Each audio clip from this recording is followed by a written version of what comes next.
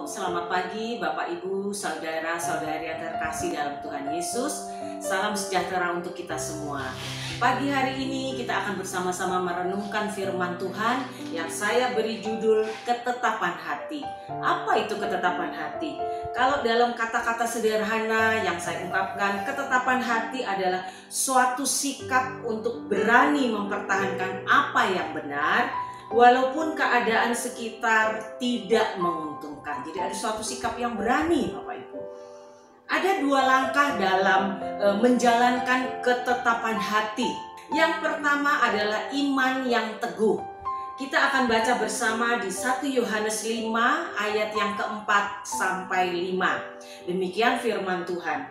Sebab semua yang lahir dari Allah mengalahkan dunia. Dan inilah kemenangan yang mengalahkan dunia, iman kita. Ayat yang kelima, siapakah yang mengalahkan dunia selain daripada dia yang percaya bahwa Yesus adalah anak Allah.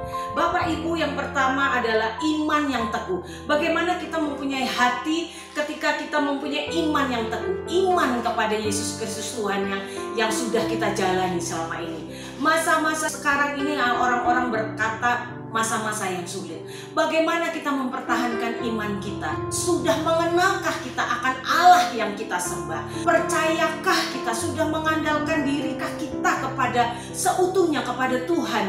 Yesus Kristus Tuhan itu Allah yang ajaib, yang senantiasa menolong anak-anaknya yang berharap kepada Dia. Dan yakinkah ketika iman kita sudah teguh bahwa yes, Tuhan itu adalah Tuhan yang saya sembah, Yesus Kristus namanya.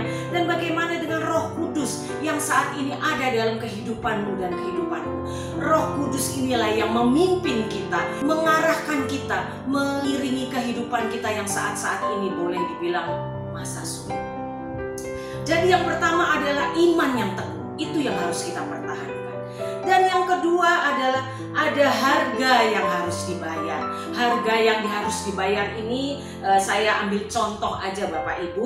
Kalau kita mempertahankan iman, mungkin engkau berkata, sejak saya mengenal Yesus Kristus Tuhan, sejak iman saya berteguh kepada Tuhan Yesus Kristus, saya dikucilkan, saya disingkirkan oleh komunitas saya.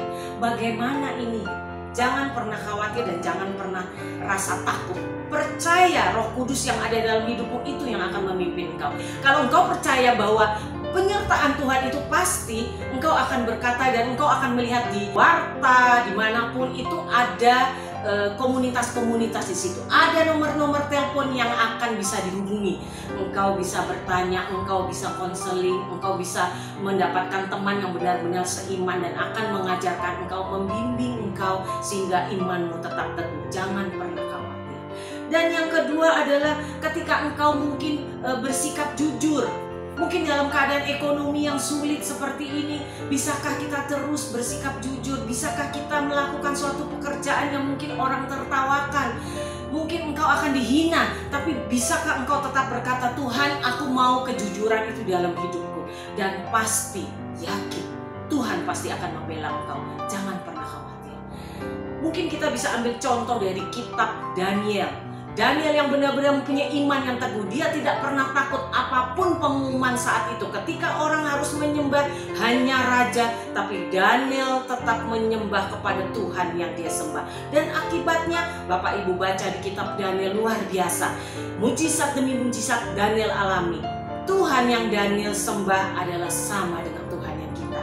Kalau kita tetap berharap bersandar kepadanya, Dia pasti akan menolong dan jalan keluar pasti Tuhan akan beri.